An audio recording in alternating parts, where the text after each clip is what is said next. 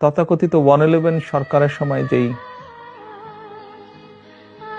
শারীরিক নির্যাতন আমার উপরে হয়েছিল, তারপরে চিকিৎসার জন্য আমি এই দেশে আসি। আমি যখন এখানে আসি, আমার ভাইকে আমি রেখে এসেছিলাম, ছোট ভাইকে। আমি যখন এই দেশে আসি, আমার সুস্থ মাকে আমি রেখে এসেছিলাম। একটি ঘর রেখে এসেছিলাম, যেই ঘরে আমি এবং আমার ছোট ভাই বড় হয়েছি, যেই ঘরে আমার বাবার স্মৃতি ছিল, যেই ঘরে আমাদের দুই ভাইয়ের সন্তানরা জন্মগ্রহণ করেছিল,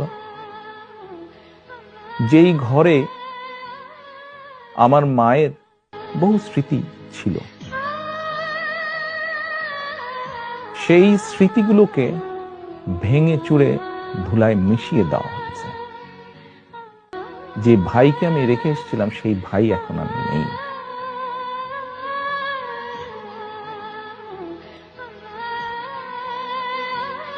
যেই সুস্থ মাকে রেখে এসেছিলাম, সেই সুস্থ মা এখন সুস্থ নেই।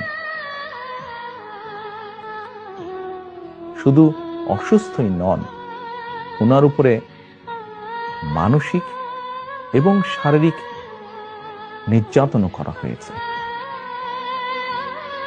আমি আমার পরিবারের যে কাহিনী আপনাদের সামনে তুলে ধরলাম, এটিকে আপনারা কাহিনী বলুন বা সংগ্রাম বলুন, যেটাই বলুন না কেন, এটি শুধু আমার কাহিনী না, আমার পরিবারের কাহিনী না।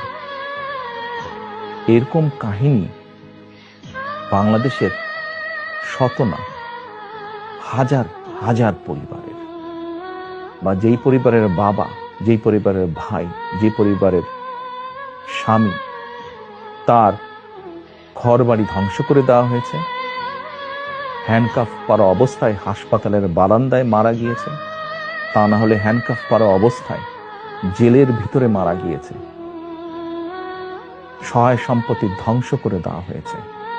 এই সকল অন্যায়, এই সকল হত্যা, এই সকল নির্যাতনের জন্য যারা দায়ী, যারা এসবের হুকুম দিয়েছে, তাদের প্রত্যেকের বিচার হতে হবে।